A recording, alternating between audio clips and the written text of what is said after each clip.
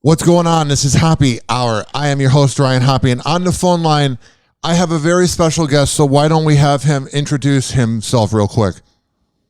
Wait a minute. I have to introduce how special am I that I have to introduce myself? My goodness. You're a legend, Paul. Ladies and gentlemen, it is very popular Miami radio personality and aging teen idol, formerly of the 28-year Paul and Young Ron show, now going on his 38th year in radio. He's Miami's own Paul Castronovo, meaning nothing to anybody listening. How crazy does it feel that it's been 38 years, Paul? Yeah, I'm thinking that's how long it's been, but I don't have a calculator in front of me, but my first year on the air was 81. It's insane. You know, I was at Morning Show Boot Camp this year. I expected to see you there in Chicago, and standing up on the stage and doing my thing, I'm looking out. I'm the oldest, one of the oldest guys in the room. And I remember when I first started going to Morning Show Boot Camp in the first year I was there in Atlanta, I remember being a young guy in the crowd looking at the older guys going, those guys are legends. Well, a bunch of those guys are gone now. And I guess it's my turn for a while. And then in a few years, it'll be their turn. And the young guys like you will be coming along. So, how does it feel? I had no idea it would be a career. How did you first get into radio? In high school, I was class president for a few years and whatnot, and I did the morning announcements every single day throughout high school. And interestingly, I would listen to the morning DJs on WSHE radio in Miami, and I would imitate them when I did the morning announcements. So I would come on the radio and say, "Good morning, class," or whatever, and I would do it in that 1970s era, cool weed smoking sounding DJ voice and I would imitate. And I drove my friend Wendy, who did the announcements with me, nuts. And she's like, "What are you doing? What is that voice?" I'm like, "I'm imitating the DJs on the radio."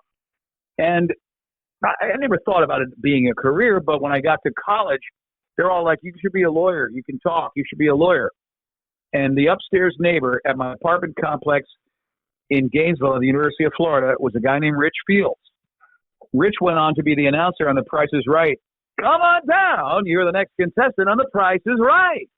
And he said to me, "What do you want to do?" And I go, "Everybody wants me to be a lawyer, but I want to be on TV. I wanted to be on Saturday Night Live." He's like, "Well, you need to come down to the journalism school and check out the broadcast facilities."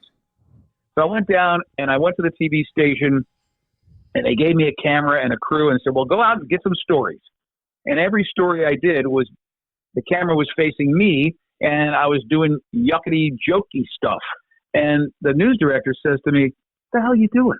He goes, "This is news." I said, "But I'm a funny guy." And he goes, "Follow me." And grabbed me by the ear like an old teacher would. And he took me to the elevator and he walks me into the FM rock and roll station, Rock 104, and said, "I got one for you. Here's your next morning man." I couldn't, I honest to God, you couldn't make it up, but that's really what happened. Had this guy though, had the foresight to see where my talents could have been, I was producing some stuff that could have been on the Daily Show. I was doing funny 2 to 3 minute segments, but he didn't know what to do with me and I didn't know where to go with it. So I ended up doing rock radio, which has been a wonderful career, mostly focusing on comedy. I've noticed in radio, Paul, that there's times that things really should work out, but when there's like a PD or there's a head honcho that just doesn't get what you're trying to do, it's just not going to happen. And then you have to make it happen elsewhere. Yeah, I've been lucky in my career that I haven't had to move. Early on, the first few years, I was bouncing around a little bit, but I always knew where I needed to be, and that was South Florida.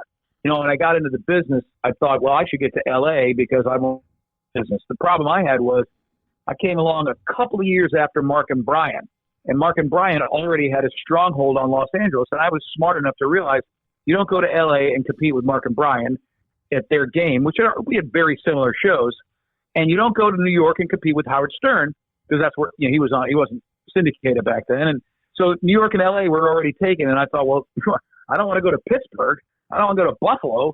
I'm from South Florida, so why don't I become the man in Miami? And it's a crapshoot, but it worked.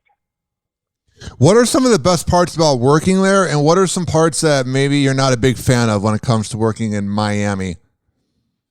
Well, the most difficult part of working in Miami, first of all, the best part is being in Miami. I mean, I live about an hour north of Miami, but, it's a big stick and a big signal.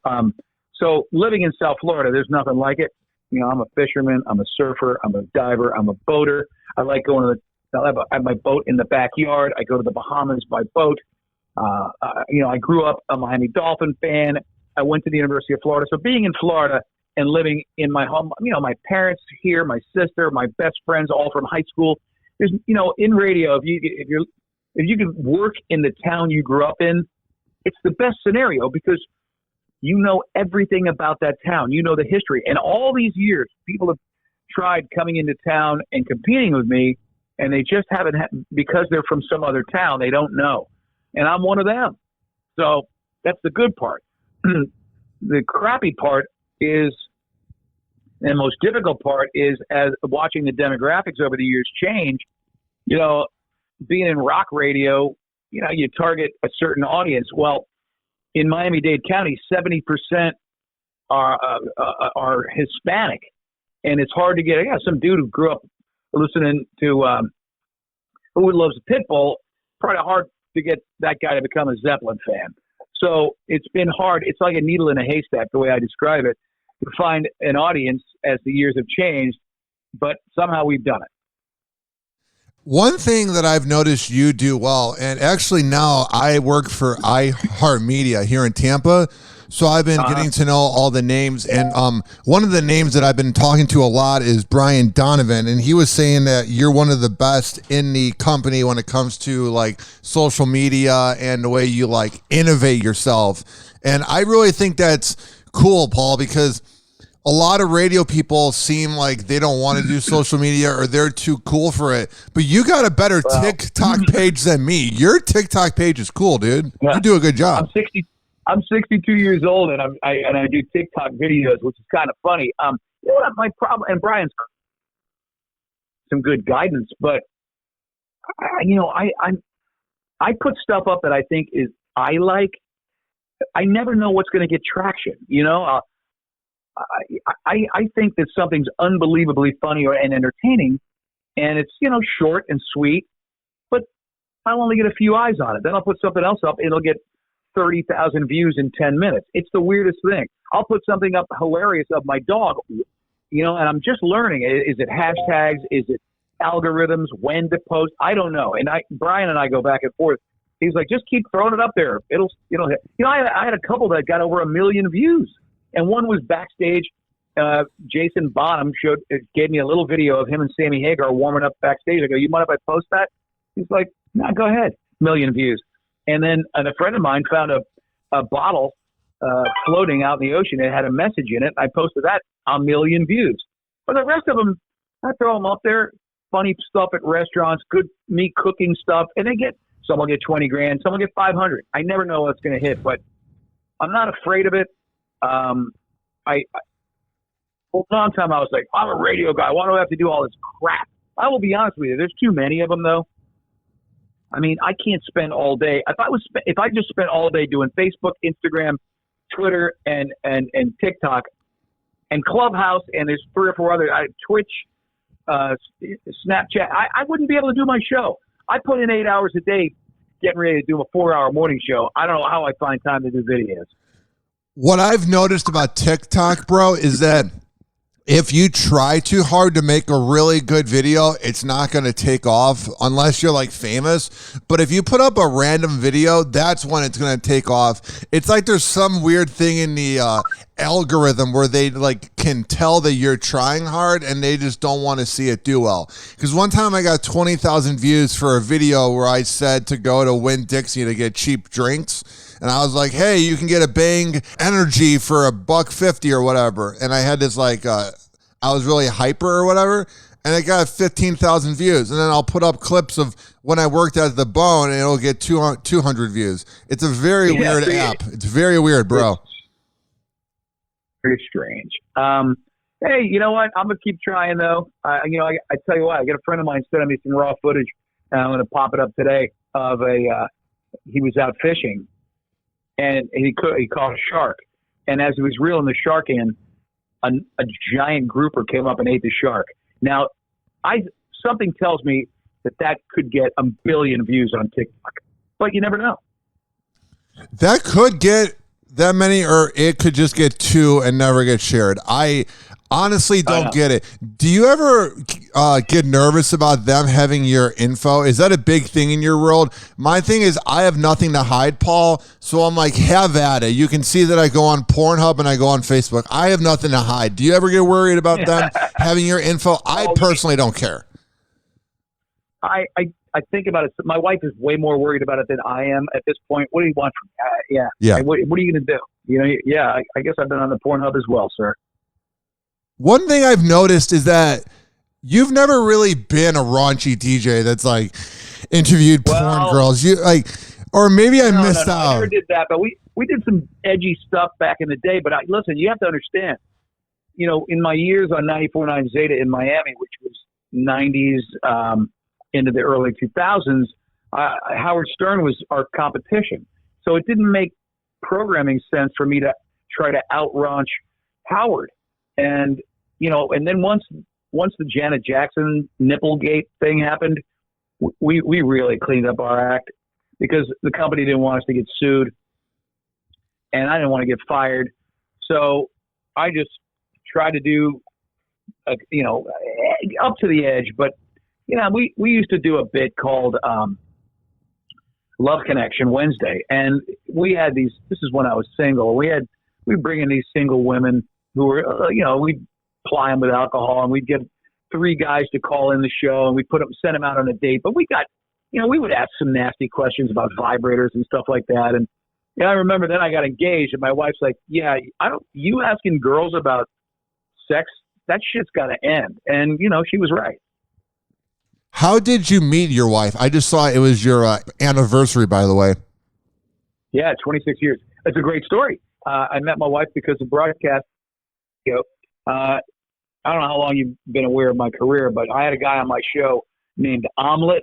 And Omelet is still on the radio. He does mornings in northern Michigan. But he was on my show. He was an intern, and he was a student at the Art Institute of Fort Lauderdale, where my now wife was a teacher. And he was failing miserable. You know, he'd stay out late and party all night, and he'd come to the morning show at 6, and then he would fall asleep in her class, and he was just failing. And she said, you're going to fail this class, but I'll give you extra credit if you get those guys from the radio to come in and speak to the class. And he comes to me, he's like, hey man, I'm failing my class. Will you come into the school and speak? I'm like, no. Am I getting paid? No. And then he says to me, and this is the truth, he goes, dude, you got to meet my teacher. She's a hot Italian babe. And if you meet her, I guarantee you'll marry her. Now, I was in my early 30s and single. I'm like, hot Italian babe? You know, I'm Italian. What the hell? I got nothing to lose. So I talked my partner into joining me, and we went down and spoke at the school. What he neglected to tell me was that she was already married. So I started hitting on her immediately, of course. And she's like, yeah, I'm married. And then I ran into her like a year later. She was like, hey, I'm no longer married. And there it is. That had to be weird that you're just up there talking to her and then she says she's married. I've never had that happen, but when I was on Tinder, there were girls when I was single that would be like, oh, I'm married. I'm like, well, why are you on this app? And they're like, oh, I'm just looking for friends. I'm like, shut up. You're just looking to cheat, but you're just not into me. That's terrible. No, I didn't. Thank God I didn't have to deal with Tinder when I was coming along. But, you know, all my friends were getting married. I was 34. You know, I met her and got married at 36, had a kid at 40. You know, I think it was right for me. Good timing. I think that might be what I do too. If I do have kids, is the thing I'm going to wait. Because, dude, I'm seeing so many people in my age group that are having kids and they are so unhappy. It is unbelievable. It's crazy. It definitely is an adjustment to your lifestyle. I will tell you that. But I'll tell you, you know, also doing morning radio, you're home anyway. You're not. If you're running around at night and you're a morning radio guy in your 30s, then you don't have a show. There's no way. That's very true. Because what time do you go to bed each night? You know, about 10 o'clock, I'm done. You know, I'll tell you, I've been working from home now that the technology is good and through all the pandemic, working from home is freaking awesome. Not having to drive an hour every day. Believe me, I believe that rest and sleep are crucial to what we do. Oh, dude, for sure. When I've worked morning radio, if the show begins at 6, I'll sleep until 4:50. So then that means I was going to bed. Latest was 9. Like even last year's Super Bowl, I was so tired the next morning, and I was applying for a morning job in Virginia, and I didn't get it. But I was like talking to them, and they were saying that they get up every day at 3:30, and I was like, I'm almost glad I didn't get it, because I'm like, I would never be able to watch the Super Bowl, never be able to watch any show, because then it'd be like you get 4 hours of sleep, and hey, you know what? It's though? crazy. Super Bowl, I usually, like I was at a Super Bowl party this year. You just suck it up here and there, but there are certain things that you can't miss. I haven't missed many shows over the years. I remember I went to a Monday Night Football game. The Dolphins were playing at the Hard Rock Stadium. This is going back 27 years. I don't even know what the stadium was called back then.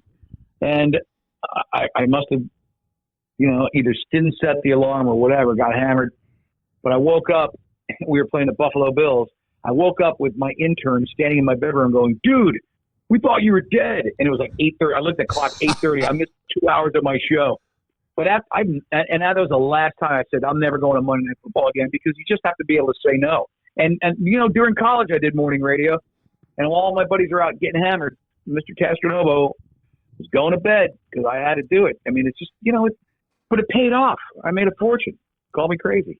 What are they doing now? All those friends when you were going to bed and now you're making a good living. What are they doing? A lot of some of my guys are sales guys. Some of my guys own businesses. Some of my guys are lawyers.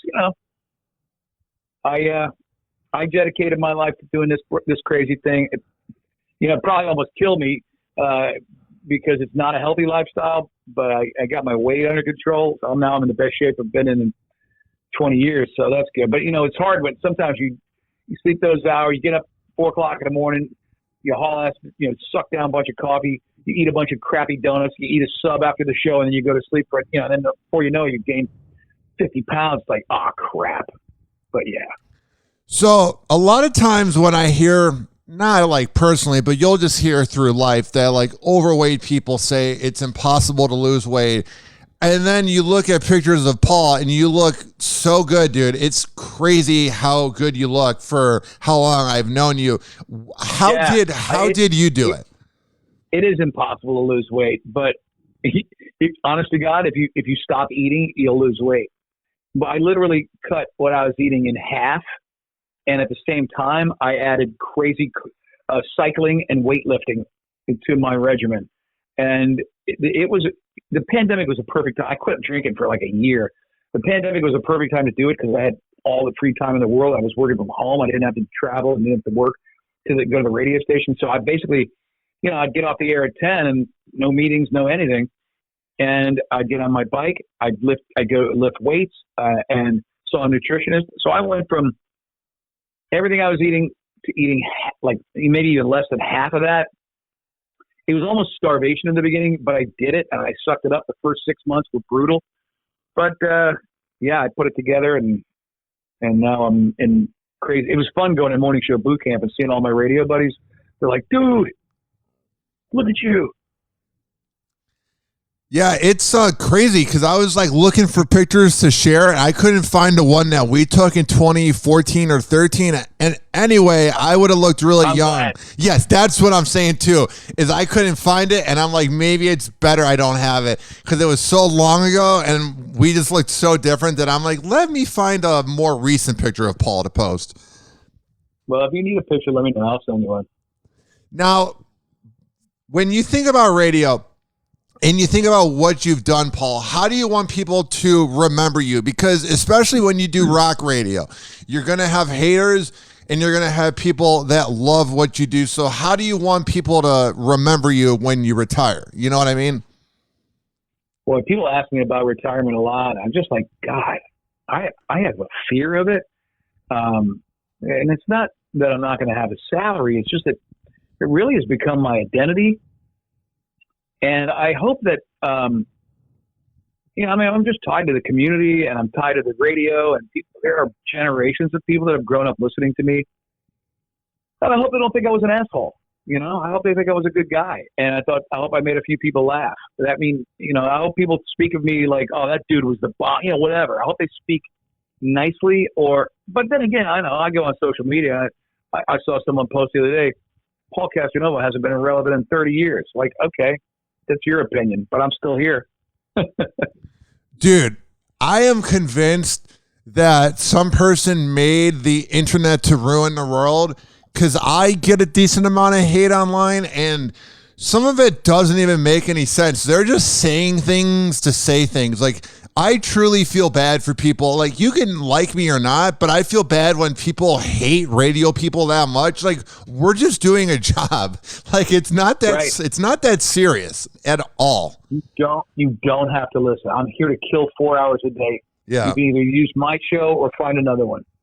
If I say something you don't, it's like the same. Listen, these are the same people that go to a comedy club and get offended by something the comedian says. Yeah. And then they go online and trash the comedian and trash the club and complain and want everybody canceled.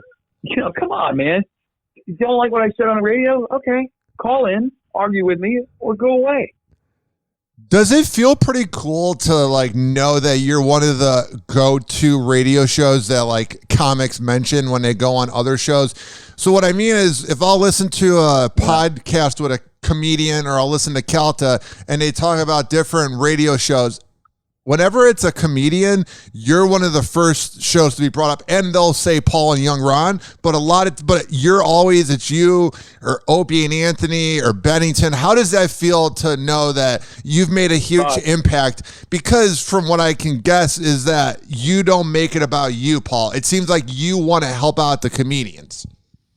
It was, it's a true gift being able to meet some of these guys. And yeah, that, some of my closest friends to this day are guys that, Bert Kreischer and Tom Segura, guys that came along on my show early on, and Dom Irrera and some Billy Gardell, my God, and Bob Kelly. And yeah, a lot of those guys started, on the Paul and Young Ron show. It's funny. I didn't know how to deal with them in the beginning. And, it took me a long time to figure it out.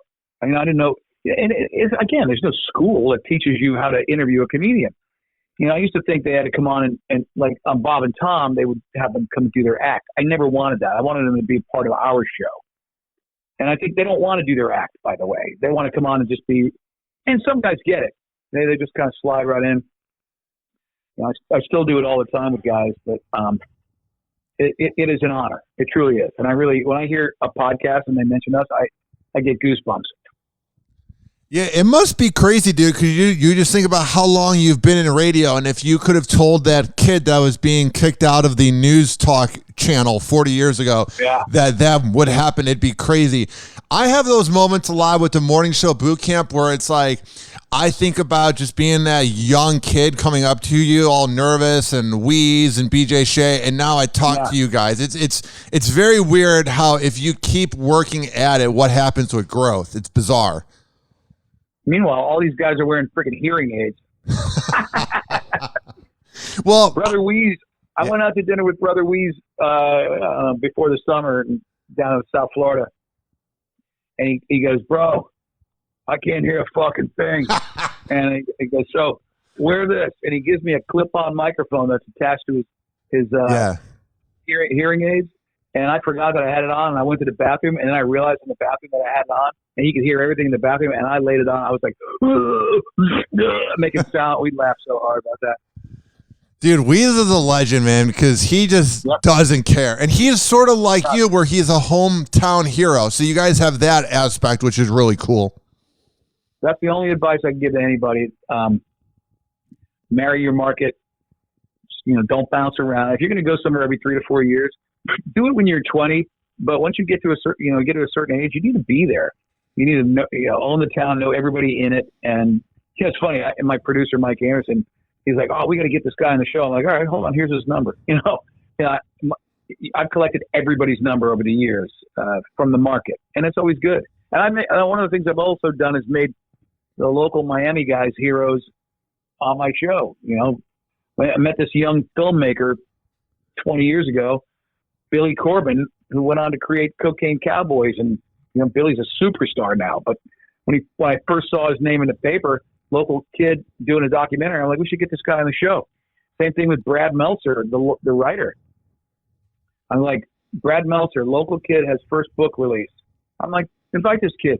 He shows up with his whole family and his dad and everybody. I was his first interview. And, Brad Meltzer, then, he's on the Tonight Show whenever his books come out. He's a superstar. Are you able to appreciate the music that comes from your town? Because I was visiting back in May, and there were a lot of guys that were playing rap music from speakers and wanting to give me a free CD, which I knew it wasn't free, but my mom thought maybe it was free. I'm like, no, they're trying to make you pay for a mixtape, Mom. Do you ever have that? Like, do you get into some of the rap music that's from there at all? No, sorry. No, I don't. I mean, it's just not. Yeah, I appreciate the talent, but I don't listen to rap. I just never really, never. And my son, when he was young and impressionable, would try to turn me on to it. And guess what? He listens to Neil Young now, and he's 22. I'm wondering if that's going to happen with me, because I like rock music, but I also like rap music. But my uncle is just crazy about he must drive everywhere when we go on vacation, doesn't want to get an Uber. Back in the day, he wouldn't get a cab.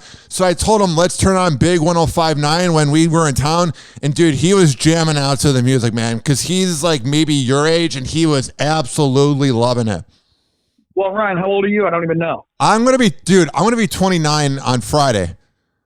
Yeah, so you grew up in a different era than me, but I didn't grow up with rap. So, but I'll be honest with you, I grew up with, in the late 70s, and there's disco, and I don't listen to that anymore. I remember it, but the stuff that has lasted, I mean, there's a reason, classic rock has been around for so long. I mean, you think about it, it's been on the radio since it came out.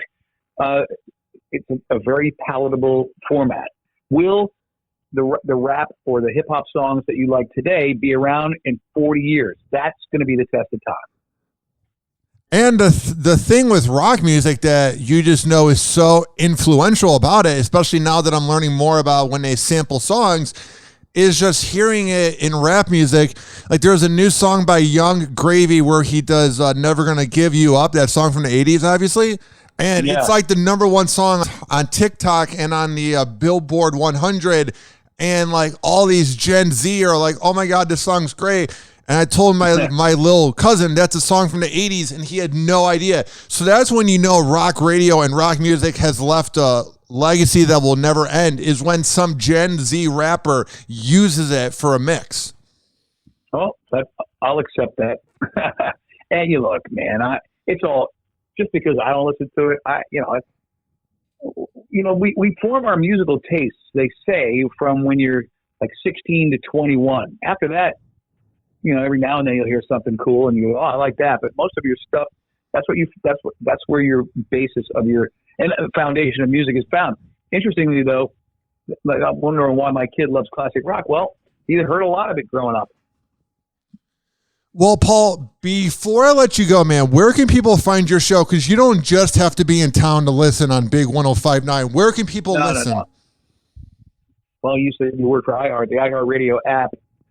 The Paul Castronovo Show. Our podcast is up all the time. You can listen live on the iHeartRadio app. So yeah, that's it. And you're in South Florida, come by. I'll buy you a cold one.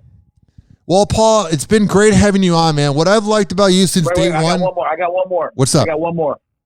I'm partners in 4 restaurants in South Florida. So if you come down, send your people to Taco Craft. It's me and Dan Marino and a few other guys. Oh, nice. We really, really great Mexican food. I highly recommend the braised oxtail empanadas or the Castronovo quesadilla.